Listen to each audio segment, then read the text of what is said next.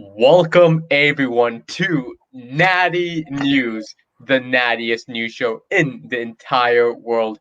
I'm Anwar the Natty, and I'm joined with my possibly not natty co-host Pat.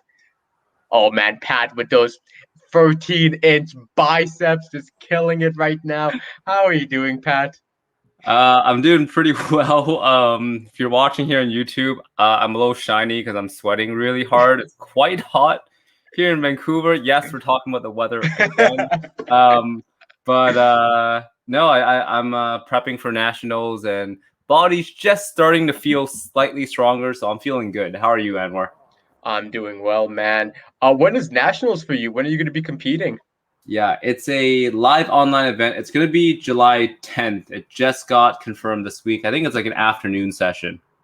Perfect. Okay, this episode's gonna be out before then, and we'll be sure to drop the link for everyone to cheer you on and let the Natty News community be there for you to beat all those possibly natty competitors.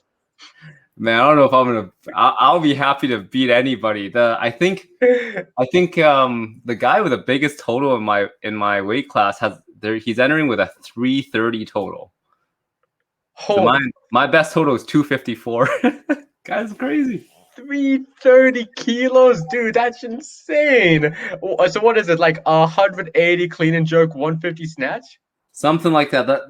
I think that guy almost qualified for the Olympics, and I think the cool thing about this nationals, I looked through it, is that a lot of the people that qualified for the Olympics, I think they're going to do this as like a tune-up event, and so it's pretty cool. There's going to be some strong competition. And see, man, that's so awesome. Like, I mean, I love you, man, but you're never gonna be an Olympian. Yeah, But it is so cool that you're gonna compete with them, that you guys are gonna be in that category, that you're with them, and all that. Like, that's really awesome. Like, that's still a really cool environment to be around. absolutely. I'm just going to get my lifts in first in the session, and then I'm gonna watch that guy kick my ass and kick everybody's ass. He's going to kill it. Yeah, no, that's awesome. I mean, hopefully you get to chat with him maybe a bit too. That would be awesome. Yeah. I mean, yeah, it's always a good chance to connect, and I wish it was live, right? But I think it would still be a good chance to connect, see some real strong lifters. You know, we're always in our little bubble in our own provinces, but yeah, it'll be cool. Yeah, no, dude, that is fantastic. And you know what? We talk about competition, but to get to that level of competition, you need to have some intensity. And that kind of goes into our conversation today. We really want to talk about intensity in the gym. And also, how do you measure it specifically with the RPE systems, RIR systems, and all good stuff? And it's a little appropriate. I'm wearing my animal t-shirt, which for those who know is all about that intensity. So I think I'm wearing the right outfit for this topic. And to give a bit of a background, when Pat and I were talking about what we should talk about, as listeners of Natty News know, I recently started doing the Juggernaut AI training program. And I'm happy to say it's been fantastic. And one cool thing about it is it's completely based off an RPE RIR system. And from that, I've never done RPE training. So I've been having a lot of um I'd say fun with it, where I might start my set and my first set I'd be like, oh, that was easy, RPE 7, no question. And then my last set is just an RPE 10 grinding out the reps. So it's been a very interesting thing, especially working on high volume using these RPE systems. So I think this would be a great conversation. I'm looking forward to hear more from you on how do you balance intensity with volume? How do you really know what is an RPE 7 or 8? Because I mean, let's be honest, everyone knows when you're at full intensity, but how can you tell in those in betweens? But yeah, I think it's going to be a good conversation. Before we start, do you have any opinions about the RPE systems? Do you use it, Pat, yourself? Yeah, well, university has trained me properly to always define our terms first. I'll start with that. RPE, RIR, and we're also a new show. We're going to give you some history. So RPE stands for rate of perceived exertion. It was actually created by I think this guy Borg, who we learned a lot of in school from exercise physiology. So it actually wasn't developed for strength training at all. It was actually developed for cardiovascular testing. So if you guys ever seen guys with a mask on and the bike ergometers where it scales up in level until you puke, like they used it for that to gauge the intensity, because they would actually use the estimates of those intensities as a cheap way to see how close people were to their lactate threshold and to their limits. It used to be a 6 to 20 scale. But later on in time, people who were doing strength training, lifting weights, actually were like, hey, we can start using this too, but 6 to 20 is too damn confusing for anybody to understand. So they simplified it to a 1 to 10 scale, with 10 kind of being extreme exhaustion and 1 being not doing anything, right? And then 5 being somewhere in between, light effort. Now, later on in time, RIR, reps in reserve, came into belief again, because RPE just doesn't really make sense to a lot of people. Nobody knows the difference between a 5 and an 8, or like a 7 and a 9, right? So reps in reserve can very easily be defined as, with the fate of the universe on the line, with Thanos about to snap his gauntlet. If you don't complete your max reps, how many reps could you actually do? And that would be a 0 RIR, right? Like if I did 10 bench press and I literally my eyes were bulging, I can't finish the 11th one, that is 0 RIR. Every rep under that, if I did 8 reps the next time, I would have probably left 2 in the tank, and so on and so forth, right? So those are the 2 terms. Yeah, actually, any questions about that? Yeah, so actually, one of my questions is, you were mentioning the original RPE was 6 to 20, and that seems like such a weird range. And you were mentioning it's a cardiovascular thing. So, what's a 10 on that old school RPE thing? Would that mean you had 10 minutes left on a bike? How would they measure that? See, that's a great question. And the fun thing is, I'm actually gonna look up the RP 6 to 20 scale, but because I actually, did all the exercise physiology tests in school. And that was always my question, what the hell is a 12 even, right? Yeah. So here's some of the things. 6 is no exertion at all. A 10 to 11 is light. 13 to 14 is somewhat hard.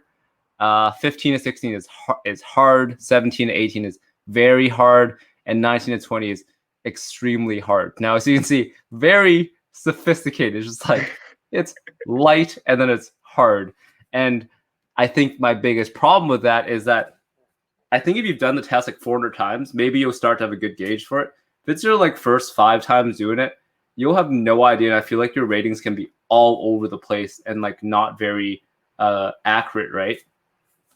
Yeah, and I think another thing about all of these intensity scales is it really is a bit subjective too, especially when you're getting away from the maximum intensity. Yeah.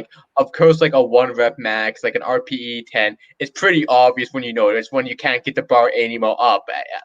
That's kind of obvious. But once you start getting to 6 and 7, I find it so hard to know your intensity, and especially for maybe cardiovascular too. It's how do I know this is an 8 and maybe not a 10? I feel like I'm going a decent pace, but could I go more?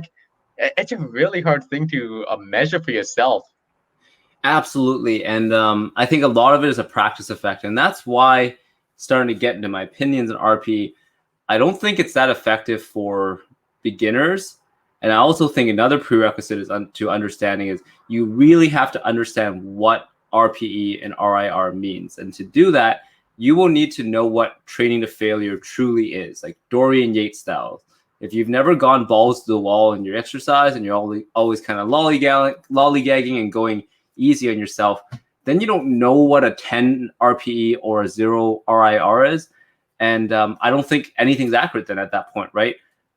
Giving a beginner 2 RIR all the time sounds good on paper, but they might actually be doing something where they have 10 reps in reserve because they don't understand what it means to truly train to failure. And that's not to say people are lazy. It's that learning to train to failure is truly a skill. You need to practice and understand how to push yourself there in a safe manner. And honestly, I would say you can't go to failure until you're very confident in your firm and technique. Yes. Yeah. I often in my training, I like to actually do AMRAPs on deadlift. And for a lot of coaches, I imagine they hear that and they're like, that's ridiculous. That's such a high chance of getting injury doing an AMRAP on one of the most like a really tricky thing, like a deadlift. You mess up, you can do some damage to your back. But I kind of find like I feel so confident in my technique with deadlifting, where even when I'm approaching near failure and total exhaustion, I can still keep up a strong back and curve where I don't feel injured even after going to pretty intensity, like going high intensity with deadlifts. Yeah, well, I mean, like that's a great example, like case example there, right? You've done deadlifts for about 10 years at this point. It's something you feel very confident with, whereas I actually wouldn't feel as confident with myself with deadlift, so I choose not to AMRAP there. And then there's that individuality piece, right? And that's why if you're a beginner, not just in the gym, but if you're a beginner at a certain movement, you wouldn't feel right, and you probably shouldn't be testing out your maximum, which presents a bit of a problem when you're kind of estimating reps in reserve and things like that. Yeah, that's true too. And I think you also bring up a good point of you got to learn how to go to like that Dorian Yates complete exhaustion too, because I think a lot of people, and that's kind of the cool thing about the gym, is that they don't really know their limits. Like when you first start going to the gym, you don't really realize how hard you can push yourself or how strong you can be until you kind of start approaching that. So when you first start off, like you might be doing like for myself, I think I was starting off with that 15-pound dumbbells, and I thought being able to bench press 50 pounds would be like my human limit. Yeah, absolutely. Well, I don't think it's just a beginner thing. We're both like many years in the lifting, and recalling that time you came over to my gym recently, and we got a lift in, right? We were doing your AMRAP bench press. I think you thought you were getting at something like 5 or something that you got in your own gym, and then we busted out a set of 10, and that's again the subjective part of intensity and maximum. Having someone hyping you up, having great music, having the right environment, just being in a good state of mind, feeling happy, like all that stuff plays into it. And yeah, so like intensity and maximums, they can all change on a given day. You know what? I love that you brought those all those variables. And actually, with the Juggernaut AI in the Facebook group, the owner of Juggernaut Training, Chad, he actually made a really good post on there. And oh, I hope I can find it. And what he was mentioning was like the RPE scale is not the same as a weight. Like you don't match it with a weight where you don't say like an example is bench press. Like your RPE 7 doesn't equal like 185 pounds or 205 pounds. It varies day to day. Like one day your RPE 7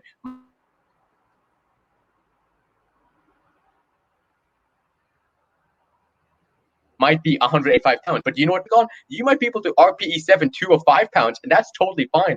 And that I think it kind of adds the complexity of the RPE system. Because when we look at static weights, it's easy to be like, okay, I did 185 last week, I'll do 185 again, or maybe I'll go up to 190. But with this RPE system, like it varies day to day based off how you feel. So I feel like you need to have a good understanding of your body too. Yeah, 100%, and I think it varies lift to lift too, right? Like if you usually feel really good about lower body, then you might have a better gauge. And again, with upper body, or if you've had injuries, you might be more careful with yourself. So I mean, those are a lot of like the negatives of using these concepts. It's it's very situation dependent, and you need to have a very good body awareness in order to like be honest to yourself about it. Oh man, being honest with your body. I think that's the most challenging thing is being real and honest with you being like, okay, I'm not feeling my best. I need to drop Yeah. the weight. Like, I think that's the hardest part. Yep. Yeah. It's turning off the ego lifting. Especially if that's how you learn to lift, which is how we learn to lift. Yeah, you just have to, you know, yeah, turn that off, and like, also maintaining like good form. You can bust some more reps with bad form and call that your maximum. But yeah, there's a lot of way to cheat the system. But at the end of the day, you got to remember that this is something you do for yourself, and cheating an extra rep out of it really doesn't do anything, doesn't do good for anybody. Yeah, I know we talked a little bit about some of the difficulties about RPEs, but to kind of transition to some of the pros, one of the things I really like about it is it makes you focus on the quality of rep. because like when you're thinking about what's your maximum, what's your RPE 10, the idea of it is those are 10, like that's a perfect rep too. Like when you start maybe bouncing on your chest, that we're not counting those. Like we're talking about just good quality reps too. So an example is for my benching. When I do any RPE work, I'm making sure every rep looks the same. Like as soon as a rep starts looking different, that's it. I'm done. And so I think it really helps me focus on firm quality because I have to keep the consistency for that RPE scale to work. Yeah, absolutely agree with that. Yeah, it keeps you honest with yourself, and I think it also gives a lifter a little bit more to think about in a good way.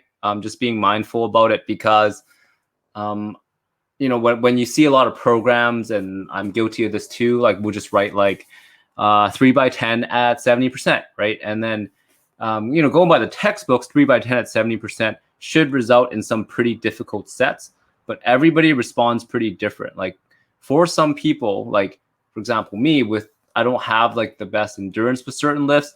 3x10, 70% would take me to like a RPE 10 or 0 reps in reserve. For someone else, like, you know, I'd say you have a pretty good engine typically. 3x10, 70%, you might actually have a bunch of reps left in the last set.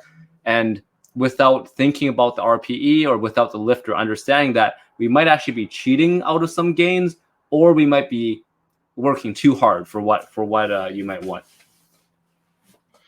Yeah, no, I completely agree with you on that. I also think about like one of the things I realized is that by going too intense on a certain lift kind of could ruin your whole workout. And it's something I really kind of realize now too is that like if you're doing like 10 different chest sets of like different exercises and you use all your energy on like the second set of bench press just going all out there is no way you're going to have 8 quality sets after that. Like you're done. Like if you go RPE 10 on one set, it kind of makes it so you can't really push yourself that hard on any other set. You're just gonna like start just getting so much inflammation, just get so like tired so quickly. You can't really put in any good work afterwards. So it really is kind of like a balance between how intense you want to do go and how much volume you plan to do. Yeah, and I think that's one of the kind of the centerpieces of the Juggernaut training system, right? Is the whole idea of like stimulus fatigue ratio, that you want a decently hard stimulus, but at a certain point, the stimulus gets so hard that fatigue gets too high, and then the rest of your workout, you can't get enough volume of stimulus in there. So like we want to keep it to that, you know, that happy medium of stimulus, while which makes us able to get more volume in, right?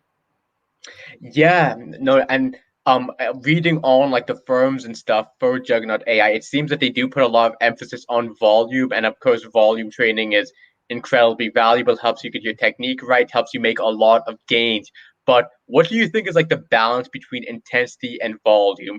Like, and not to talk about Juggernaut AI, but I mean, we've all seen it. We've all seen the super heavy bodybuilding programs, heavy on volume, not on weight, where it's like we're doing 30 sets of chest. Like we are literally gonna do 8 sets of chest from every angle. We'll start with flat, then incline, then decline, then some flies, then some other stuff. Like we're just gonna blast the chest for 30 sets.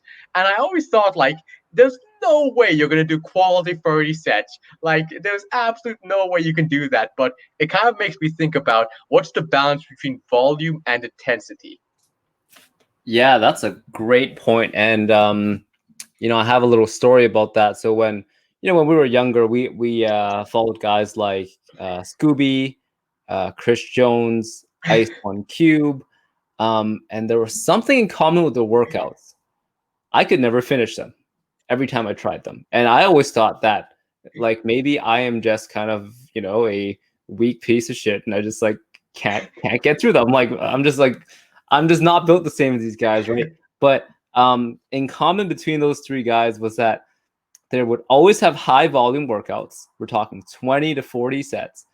And all three of them always recommend to go to failure on their exercises very frequently, right? Scooby is famous for going like, I think like every set, like I remember like a chest exercise, it'd be like do a chest press to failure and then immediately go to a chest fly to failure and then do a drop set and then you're supposed to like not really rest and then go again and do like 12 sets of that. And like and I think like, you know, by the end of my workout, I'd start at like maybe 70 pounds for chest press. I'd finish at like 30 pounds.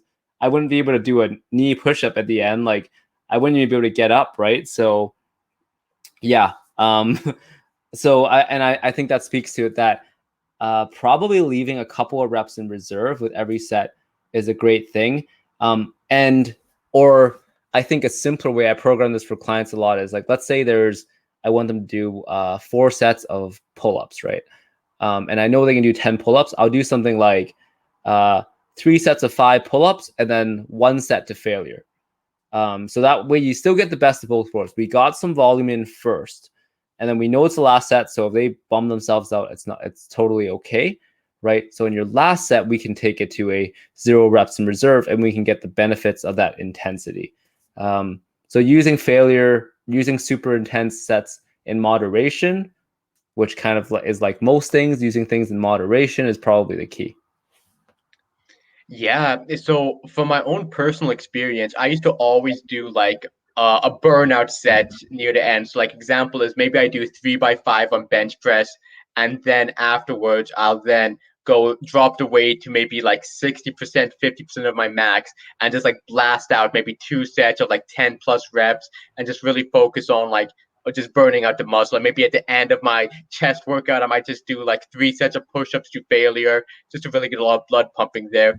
But something I was kind of like with the Juggernaut AI program, something I started thinking more about is prioritizing recovery, where like how beaten up do I need to be in every workout, and instead maybe focus on hitting more volume across multiple days. So like instead of maybe working out 3 times a week, bumping it up to 5 times a week, but maybe not going as hard every time, and seeing if there's like maybe better results from that. So I stopped doing those burnouts. I have actually been following the Juggernaut AI program like exactly to the T. Whatever chat bot tells me to do, I'm doing it. And exactly. So I'm kind of curious on how my gains and results will be from that, being a little more conservative in my approach instead of trying to beat myself up every time I leave the gym. Yeah, I mean, you know, a lot of the whole like fancy science of strength training and like hypertrophy training is really just people figuring out how to be more lazy to get more gains. Like really, a lot of it is like, you know, they found out, oh, maybe we shouldn't train with like maximum intensity all the time, right? Or it's like people like learning what the minimum amount of sets is to get a effect, and how many sets is too much, where you start to get a negative effect. So you know, I think it's going to work out pretty well for you because it's, you know, I think their whole premise is about the math, right? If you can get in more quality sets per week, regardless of whether you get bagged at the end of the workout, you should be making more gains.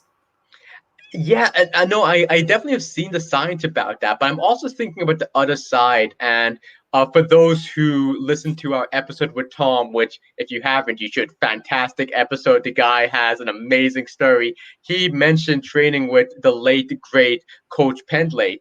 And as both you and I know, Coach Pendley, he was known for following a lot of like Eastern European training methods. Like I believe it was the Bulgarian method Yeah, he liked, correct. where Yeah. it was a lot about like doing maxes almost daily, like doing like your 95% max a lot, and even on a more casual level. Are you familiar with Eric Buchanan? Yeah, he's the YouTube strength coach guy. Yeah, I know. WWE wrestler, fantastic guy to watch. Love his videos. He likes to do the Bulgarian method too. Like he maxes out everything. So it kind of makes me think too about that. About like how does one side of people who do amazing work and have great gains, who do these super high intensity, but then you also see a lot of research about like lower intensity but more volume is the most optimal way. So I feel like there's not like exact answer to what's the most optimal way for strength training specifically. I know hypertrophy is probably going to be volume. Yeah, you know, well, I think the one thing with that Bulgarian method is that while it can build results, and I think one of the big things is like the mental toughness. Like you're literally friggin' going to die and max out every day. It gets you tough if you can survive it, but it got people hurt way too much, right? Tom himself talked about how his career was definitely ended early because of that sort of a mentality. So I think if you want to train with that style, though, the right way is probably the way that the GOAT Dorian Yates proposed his HIT, high intensity training, because he actually respected the principles. He used super high intensity. If you guys aren't familiar, basically, I think every body part he'd pick 3 to 4 exercises.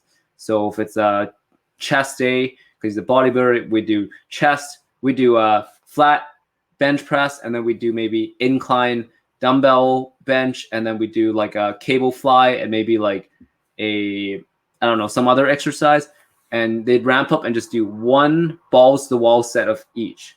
So there's really only 4 working sets. And I think that works really well because he didn't load up so much volume. He understood that you're going to tear up the muscle so bad with those intense sets that it's not smart to go and do 20 sets of that. That maybe those 4 sets is all you need. And I think now looking back years later, I think Dorian was onto something there, that can work pretty well for people, especially if you're short on time. Yeah, but I would say one kind of 2 things against Dorian Method. And before I kind of diss his method, first thing I would say, Dorian Yates, man, like what a legend. Love the guy, love his psychology, love everything about him, and also just his physique was insane. But kind of with his training method, one thing you would see though is like Dorian, I would say, would go to a failure most humans couldn't go to. Like Yes. he would really push himself harder than Yeah. even I don't think I could go nearly as hard as him, with like full hyped up and everything. As Yeah. well, he would even have trainers with him to like push the weight more. Like he Yes. would be like doing assisted reps just to get the absolute most broken down he could. So one, I'm wondering about how efficient that style is for someone who can't go to that level of intensity. And 2, as we all know, Dorian was on a lot of non-natty juices. And so it makes me think too about the recovery with all the PEDs. Does that enhance it where you do get additional benefits from going to such a true failure? Yeah. And then now here's getting out of like formal science, but I'll kind of use what I know to think about it. First of all, if you're a beginner, intermediate, even just like a regular non-super badass human, yeah, I don't think it's gonna really work for you. You guys have seen him train like in his like Blood and Guts documentary. If you're not screaming, crying a little bit, if you haven't contracted all your jaw and like deep butt muscles, you aren't doing it right, because you're meant to go fairly with the weight, but you ain't done yet. It's always like drop set or assisted reps until you're really tearing it down, right? But you know what? Like another way to spin it is that I think it could actually work as well or even better for natural lifters, because at the end of the day, the volume is quite low, right? And we can imagine like the continuum of like intensity higher, volume must be lower. Volume higher, intensity must be lower. And he fully respects that rule, right? We're talking 3 to 4 sets of body part per week, whereas usually we're talking about, I think, 12 to 16 is what people propose for optimal gain. So it's like 3 to 4 times the difference, right? And I mean, I'd say most natural people can probably recover from 4 heavy sets in a week. But obviously you need to be able to hit that level of intensity, which is super, super taxing, but it also takes less time in the gym too, right? And we know natural lifters can get better benefits from not spending like 3-4 hours in the gym. So I don't think it's the right answer, but I do think it could work for some natural lifters. And maybe it's something we should experiment with one day for like a month or 2 and see how we feel with it. Yeah, definitely. I mean, currently I've been doing a bodybuilding block with Juggernaut AI, and I gotta say I've enjoyed it. I might even consider doing like a whole bodybuilding like training year or something, like just get really into it, because I never really dedicated much to bodybuilding as much as maybe powerlifting or power Yeah, building, have a combination of the two, but just maybe focusing purely in bodybuilding would be interesting. Because if Dorian Yates method is effective for hypertrophy, it may not be as effective for strength gain. I agree. Yeah, you could say so. It might be an interesting experiment to do one day. And again, yeah, like no disrespect to Dorian Yates, the man was, oh man, just a legend. Him and Ronnie will always be the ghost of bodybuilding in my eyes. Yeah, and I think another testament is that Dorian's a lot healthier than Ronnie Coleman today, because I think one of the things is that he trained pretty scientifically. Like he went super intense, but he also went short sessions and not a lot of sets. And where Ronnie probably went a little wrong is he'd go intense every set for like I don't know how many sets, like 40 sets per body part with like so much weight, even while contest prepping and depleted. And I think smart training is always going to be good. Like knowing your own body. And I mean, also another thing about Dorian Yates is I would say it's controlled intensity, where he Yeah. was going to failure on machines. And I mean, as we say in Natty News, like we're normally pretty against machines, but for Dorian Yates training, the machines were the smart way to go Yeah. because he is focusing on those isolation. The machine makes it safe where he's not going to, even when he completely breaks down, his firm will never fully break down because of the restricted motion of the machine. So it was the better way to go. And I think even in an interview, Dorian Yates was asked about like how is he able to move? I think he's actually really big into cycling now. How is he able to do all that stuff? While Ronnie, unfortunately, isn't in the best health right now. And one of the big reasons he said was like, I never did those heavy squats or deadlifts. Like you will never find a video of me doing a heavy squat or deadlift. Yeah, and I mean it was smart. Like that's a sport, right? The secret of professional bodybuilding, I think almost every good winner is like over 35 years old. The secret is to have longevity and be healthy and keep putting on those non-natty gains. And Dorian knew the secret. Like he stayed healthy and used a method that worked super well for his body. I gotta say something else about like going kind of back to the intensity and consistency. I find though lower intense workout can be more consistent, and that's a whole Yeah. other aspect. Like Yeah. where if I think one of the big flaws with my training when I would just do my own programming is I would always try to schedule workouts assuming I'm going to be at my best, Yeah. assuming I'm sleeping well, eating well, mentally well, Yeah. I can hit this. But by doing that, I kind of set myself up for failure. Either that I don't finish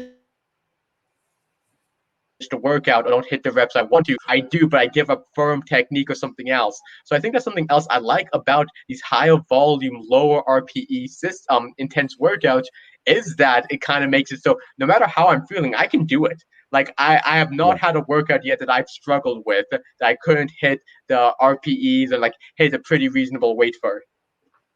Yeah, and yeah, I think that method's going to work for the majority of regular people who have stressors in their life that we have to acknowledge and understand that we're not going to hit PRs every day, but that doing this sort of sub-maximal work day after day, week after week, and enjoying it will actually help you to make more gains and PRs in the long term when you are feeling good. Yeah, no, it definitely is. So, to kind of maybe go into some more like implications. So we mentioned like yeah, RPE systems not the best for beginners, but who would you say it would be the best for? Like as a coach, would you recommend RPE systems to some of your clients? And if so, which type of clients would you recommend them to? Yeah.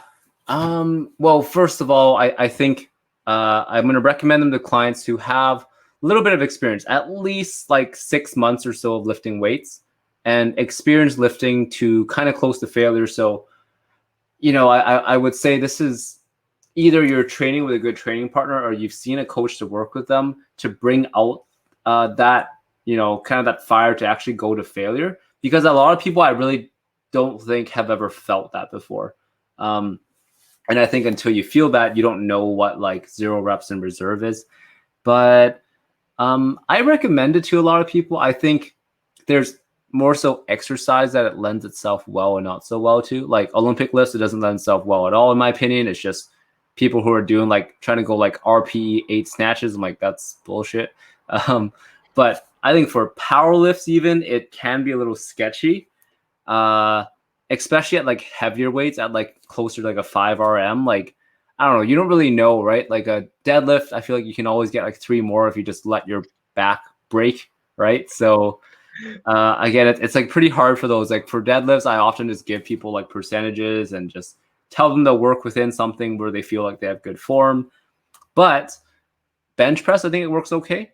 like rows, pull-ups, all that stuff, and then all accessory movements. I think RPE works really, really well. Accessory movements, I tend to give like 1 RIR or like 0. Like I let people go pretty hard on them and go to town on them, because kind of like Dorian Yates style, like you're pretty safe underneath a machine for the most part. And it's also learning to train to failure is a skill, and it's a good chance to practice that. And we know that a little bit of super intense training also is beneficial for your muscle gains.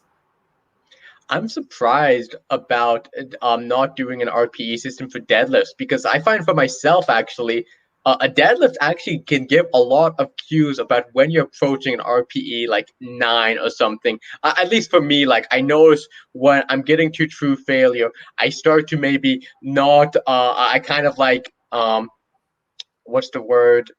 Like I shoot up my hips quicker. Like I don't kind of keep this strong firm. So as soon as that happens, as soon as I feel my hips are shooting up faster and I'm just kind of just using my back to carry it up, I'm like, okay, that's getting kind of close. That should be my last rep. I'm done. That's an RPE 8. So I feel there's a lot of cues for that, which is funny because I feel like getting an RPE for my pull-ups is impossible, because sometimes I'm feeling good.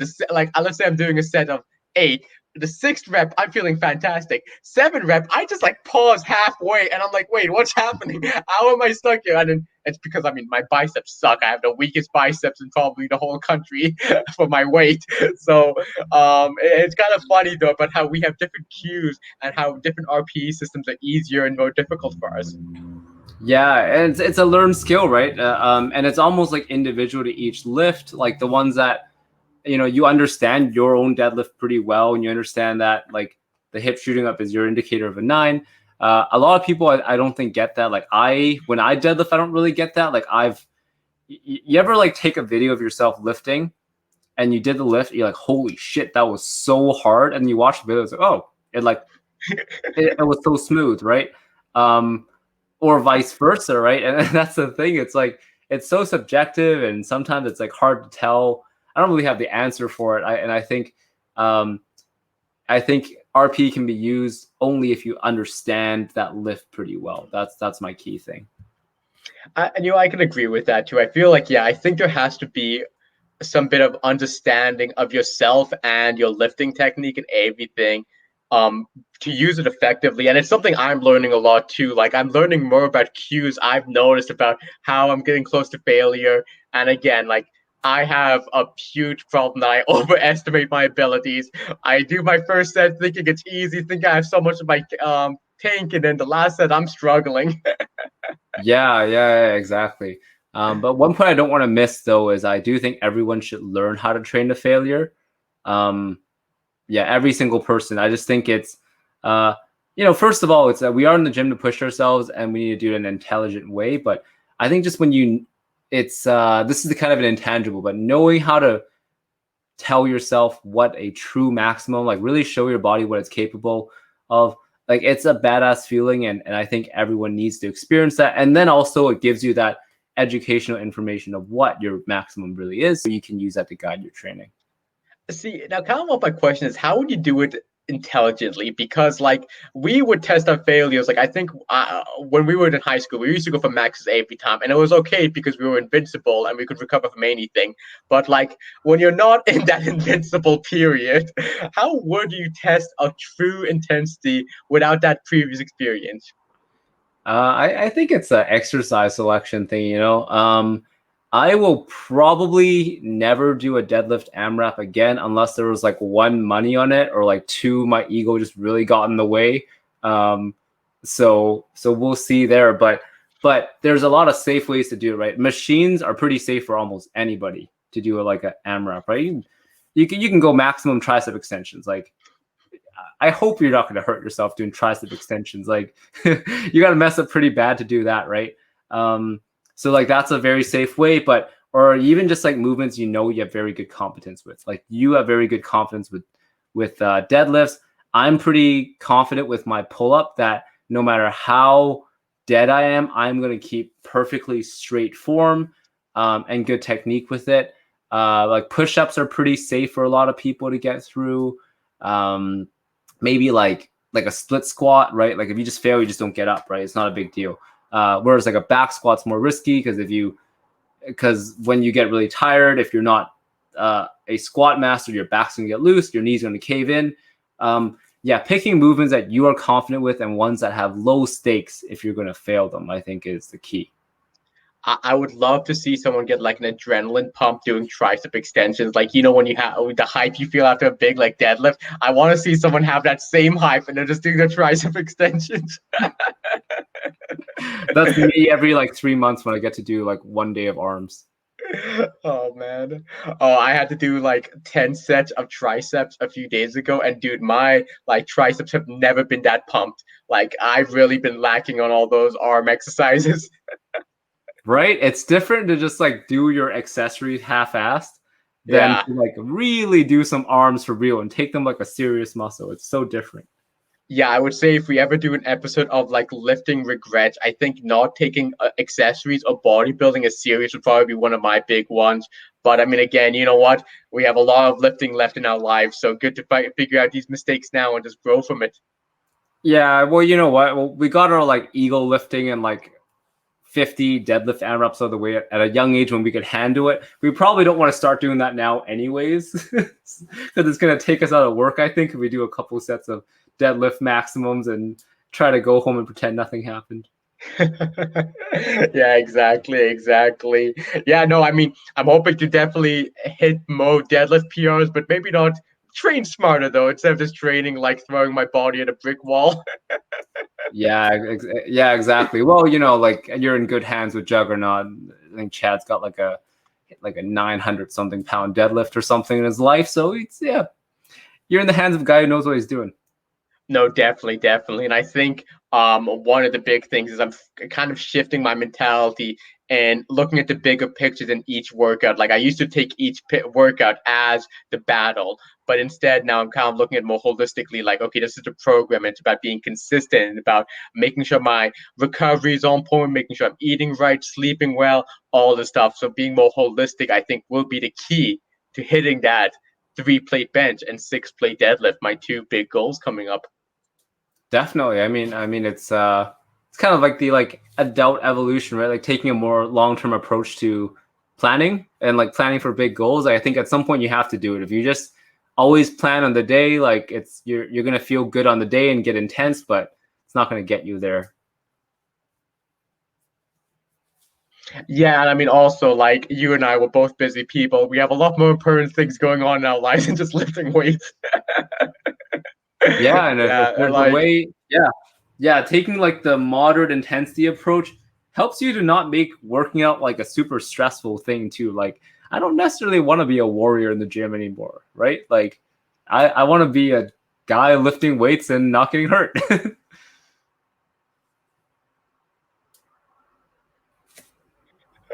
yeah. Oh man, we could definitely go into like, oh, I don't know if we talked about it, but you know those like Instagram or like Facebook things about like when I go to the gym, I'm not working out, I'm going to battle, I'm going to work. Like, that's the cringiest thing I've seen. Like, you're not some warrior for lifting some weights. You're not this badass. Yeah, man, you're literally lifting some nice, shiny, recently cleaned like dumbbells on your nice, like smooth bench, right? Like in your like in a very controlled, repetitive manner. That doesn't make you an animal. You're a guy that lifts weights, which is great, very good for you, very healthy. But yeah, I hate that stuff. Yeah, like, it's this whole thing about like, oh, you're lifting weights in your air-conditioned, comfortable gym. Like, you are such a hard, tough alpha male for lifting in your air-conditioned gym. You're so tough and strong. Yep. That yeah, it's such a toxic thing, and I hate when people like teach that too, and trainers are like teaching that to their clients. I'm like, oh my goodness, you're just like breeding more like toxic gym members.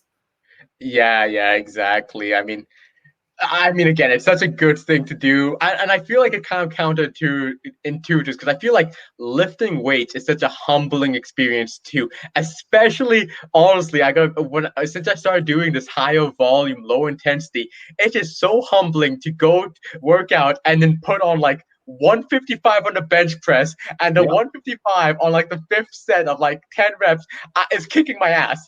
Like, it's humbling to go there and use these lower weights and just beat you, and you think you're this big, strong guy, and then you just get beaten by one plate on the bench. Yeah, I totally agree. It's very similar with like the weightlifting for me.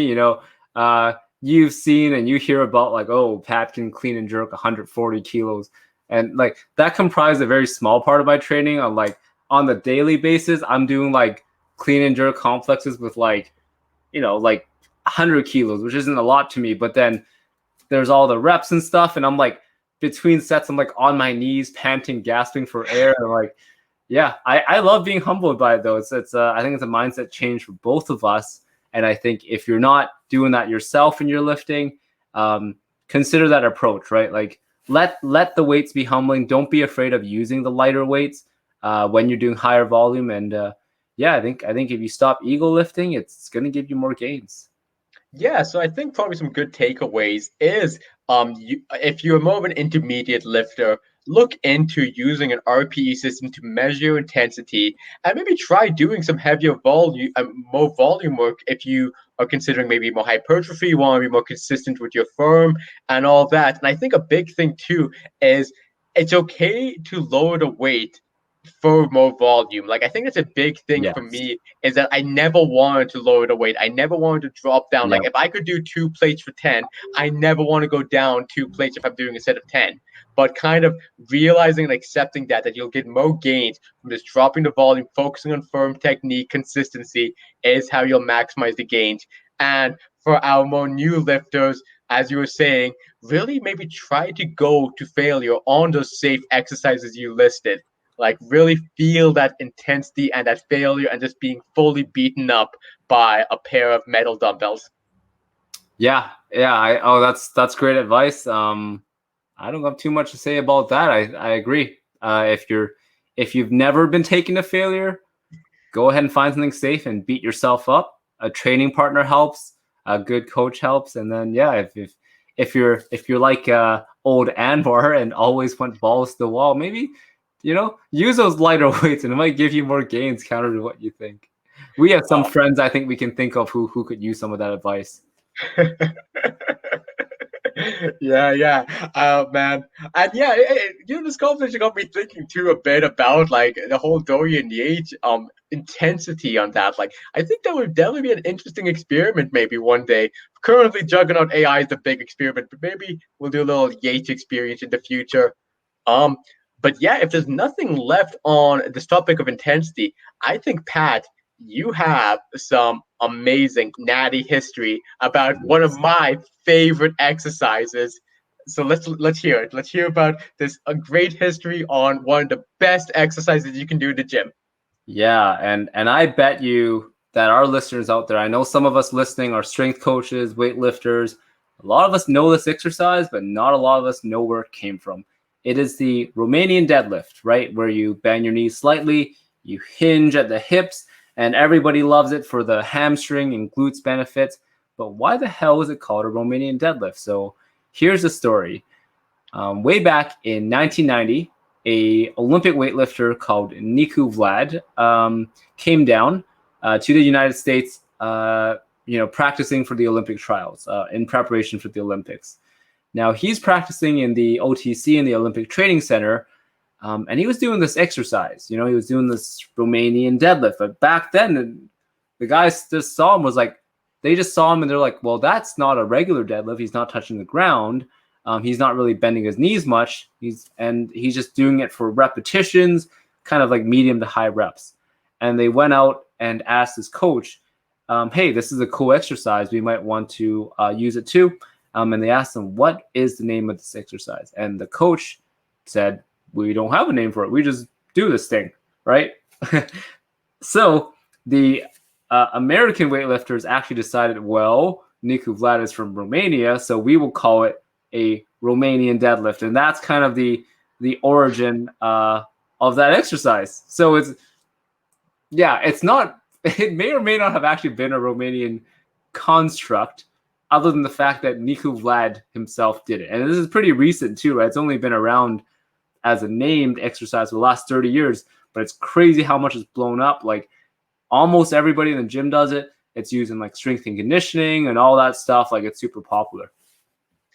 And dude, I gotta say, I love the strength at communities naming characteristics like, oh, the guy's Romanian, we'll call it Romanian deadlift. Oh, we'll call it a pendlay row because the guy who invented it was called pendlay. Oh, we'll call it like a back squat because the weight's on your back and you squat down. Like it's just also like the script, like it's so simple in a way. Yeah. And I think this would be just good segments to keep doing, like the origins of exercise. Like there's like, why the hell is Bulgarian split squat called? I have this suspicion that some of these exercises aren't actually from where we think they're from, and that someone may have just named them randomly too. You know, I have a feeling that too. Like someone might have been like, "Oh, I do like this super tough Soviet workout. It involves Bulgarian split squat." Yeah. And to go back to the history of the Romanian deadlift, now Nicu Vlad is a guy who's still around today, actually, right? I mean, if you think about it, he was in his prime in the 90s, so it's only been 30 years, right? He is actually the president of the Romanian Weightlifting Federation. And he's actually been pretty prominent lately because the Romanian Weightlifting Federation just got banned from the Olympics for having multiple drug bans. And that's super notable because in the women's, I think, 59 category, they actually had a potential silver or gold medalist. Her name's Loredana Toma, who's really incredible lifter. I think she weighs about 60 kilos. She can back squat 200. But yeah, so they just got banned, and Nicu Vlad is probably the guy at the helm of that as the president. So he's probably the guy that is running this whole drug system. But so that's pretty funny. And this is the same guy who we kind of indirectly know is the founder or first proprietor of the Romanian deadlift. Yeah, I mean, man, it would have been interesting to have Zane on, who, if you haven't listened to that episode, Zane is a good friend of both Pat and I, who has extensive knowledge on everything pharmacy related. He is a pharmacist and knows a lot about drugs, and he did an amazing talk with PEDs. Man, that is interesting. I mean, it is cool that he's still involved with the sport, but maybe not so cool that he's involved with all this drug stuff. Yeah, it's I think we could say the Romanian deadlift is probably the least natty exercise in the whole world.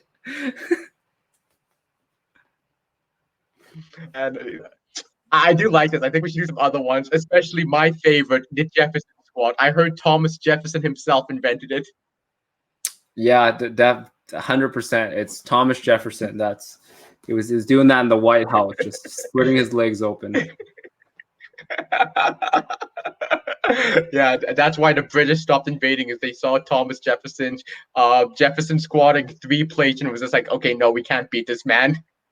Turn around. This man's got legs for days. Oh man. Well, with that being said, any last message for the listeners, Pat? Yeah, well, the usual. If you like this episode, you gotta smash that like button and give us a subscription. If you have ideas for future episode topics, or if you want exercise or history segments for us to cover, we are happy to do that research for you. Like Natty News is 5% actual news show and 95% just us talking to each other. So that's important to us. And yeah, I think that's all I have. Yeah, and just the last thing too is that we will be sharing Pat's link for his national weightlifting competition. Definitely come by and support. I mean, I think this is so cool that we have a national level athlete on the show. Like that's so cool, Pat. Yeah, well, yeah, I just got my Canadian Sports Institute card confirmation this week, so I guess I'm officially an athlete. Dude, that is awesome. Like you're literally a national competitor. That is so badass, man. Congratulations again. But no, super excited to see you lift. No matter the numbers you get, it's still a huge accomplishment. And no, it's awesome. And this is the start of an unbelievable career you have with weightlifting. Yeah, thank you. You know, hopefully I have the kind of success that Nicu Vlad does. I'm still trying to do my Romanian deadlifts. All right. Well, with that being said, thank you all for listening. Hope you all have a wonderful day, and Natty News out. Natty News out.